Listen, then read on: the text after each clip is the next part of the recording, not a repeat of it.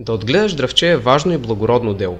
Едва осъзнали се след големия погром по време на руско-турската война от 1877 до 1878 година, оцелелите старозагорци започват възстановяване на своя град. Строят се жилищни и обществени сгради, занаятчийски работилници и магазини, а разсадната градина осигурява дръвчета за озеленяване на улиците и за стопански цели. В непосредствена близост до пепиниерата, както гражданите предпочитат да наричат разсадника, през 1896 година се създава начално училище, което така и се нарича – училището при разсадната градина. И както градинарите отглеждат с любов нежните фиданки, така и учителите в това училище се отнасят към малките ученици. Записаните първоначално 236 деца са предимно от близките квартали – Акарджа, Табахна, Полицейски и Съра Йоло. Разпределени са в 6 паралелки – 2 първо отделение, 2 второ отделение и по една паралелка – трето и четвърто отделение. За обучението и възпитанието им се грижат 4 учителки и 2 учители. Учебните пособия са малко, няма дори географски глобус, нито библиотека, но старанието и ученолюбието на децата са похвални, защото повечето от тях завършват успешно учебната година. През 1900 година в първо отделение е записан най-малкият ученик не само в училище Разсадна градина, но навярно и в Стара Загора. 5-годишният Георги Геомилев, бъдещият голям български поет, преводач, режисьор и художник, чието творчество е с непреходна значимост в нашата култура. Освен Гео, училището завършват и другите 5 деца в семейство Касабови – Борис, Евгения, Пенка, Мария и Весела. Пенка Милева Касабова е първата детска учителка в България с висше образование. В това малко, но образцово училище учат и децата на друг известен старозагорски гражданин – доктор Киро Вазов, брат на поета Иван Вазов. През 1943 г. Иван Киров Вазов е назначен за министър на търговията. Възпитаници на училище Разсадна градина са и професор Никола Бонев, основател на Българското астрономическо дружество, талантливият художник-маринист Марио Жеков, Владимир Димчев, автор на първата българска изложба на цветна фотография, един от най-успешните кметове на Стара Загора, двигател на духовния живот в града Христо Фетваджиев и много други видни дейци на политическия, стопанския и културния живот на Стара Загора и България.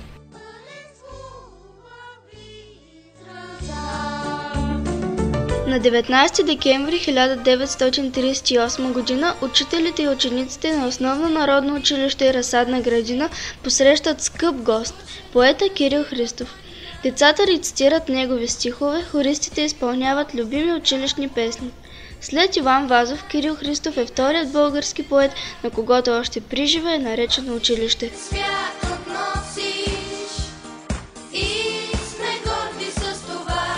Нова страница в историята на училище Кирил Христов се отваря през 1963 г., когато за директор е назначен Димитър Илиев Славчев. Направен е основен ремонт на сградата. Подменено е цялото вътрешно оборудване. Осигурени са необходимите учебно-технически средства.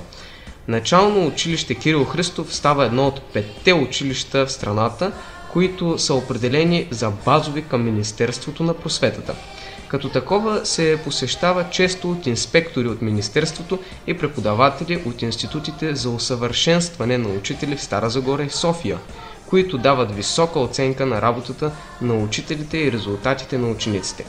След урока по музика при госпожа Стоянка Михайлова, когато тя разучава зимна приказка на Борис Ибришимов, самият композитор заявява: "Щастлив и горд съм, че тази моя песничка прозвуча толкова приятно в детските гласчета.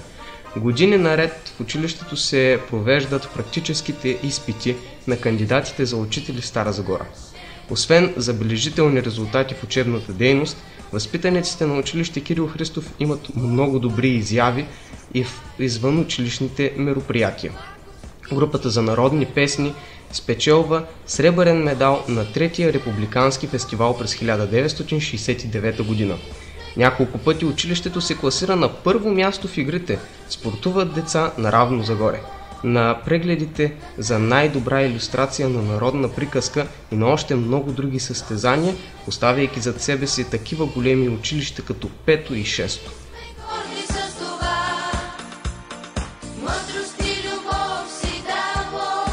Другото училище в състава на днешното основно училище Кирил Христов също има дълга и впечатляваща история, чието корени са в първите две светски училища в Стара Загора. Когато през 1971 г. окръжният отдел Народна просвета в града решава второ средно училище Гео Милев да се преустрои в математическа гимназия, учениците и учителите от прогимназията стават част от първо средно училище Иван Вазов. 3 години по-късно, през 1974 г., те биват отделени в новосъздадената първа прогимназия с директор Никола Николов, заместен на следващата година от Елена Шомова. Новото училище е настанено в сградата на строителния техникум и в него се учат 506 ученици от 5 до 8 клас, разпределени в 15 паралелки и 5 полуинтернатни групи. През 1976 г., съгласно новата програма на ЕСПО, училището приема първи випуск четвъртокласници и вече надхвърля 600 ученици. За близо 20 годишното си самостоятелно съществуване, първа прогимназия оставя значима следа в просветната история на Стара Загора с успехите на своите ученици и учители. Един интересен случай ни разказва госпожа Славка Игнатова. Изненадващо, в края на учебната година в училището пристига инспекторът по математика Кънчо Цветков, който иска да направи контролна работа в 4-ти клас. Тъй като има отсъстващ учител и разместване на часовете, децата от въпросния клас са в час по физическо. Налага се учениците да прекъснат спортните си занимания и в игрално облекло да влязат в класната стая. За 15 минути написаните на черната дъска от инспектора задачи са решени и децата се връщат доволни на спортната площадка. На септемврийското съвещание същата година инспекторът отчита, че най-добри резултати са показали четвъртокласниците от първа прогимназия с преподавател Санка Обрешкова. Ученици от първа прогимназия участват със собствени изследвания и материали в общински и окръжни изложби във връзка с националното движение "Народната памет разказва". Представят се успешно в конкурси и викторини, посветени на важни исторически събития, печелят медали и отличия в прегледите на художествената самодейност, олимпиади и спортни състезания.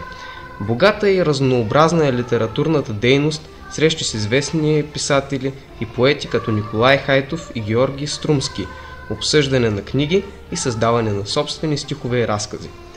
През 1979 г. първа прогимназия е домакин на първия в историята на Стара Загора конкурс за рецитиране на собствени стихове, посветен на 60-годишнината от рождението на Веселин Ханчев. 2 ученици от училището са наградени с грамоти от Националния комитет по култура. Успехите на първа прогимназия не остават незабелязани и тя е включена в Държавната програма за развитие на българо-полските отношения. Денят 24 октомври 1983 г. е особено важен и вълнуващ. В училището, което тогава се помещава в сградата на днешната професионална гимназия по строителство и архитектура Лубор Байер, пристигат високо поставени гости. Посланникът на Полша в България Владислав Наперай, заместник-министърът на просветата и възпитанието на Полската народна република Весвала Крул, депутатът от Сейма, парламента Янош Пишмановски, писатели и журналисти. Кметът на Стара Загора, инженер Коло Георгиев, прочита решението на Общинския народен съвет първа прогимназия да носи името на полския революционер Людвиг Варински, а заместник-министърът на просветата и възпитанието госпожа Веслава Крул връчва знамето с неговия лик на директорката на училището Елена Шомова. Красивото многоцветно знаме е посрещнато с възторжена ура от учениците. Гостите разглеждат с интерес училището и остават доволни от видяното и чутото. Особено ги впечатлява изложбата от детски рисунки, за която един журналист пита дали това не са творби на учителя художник.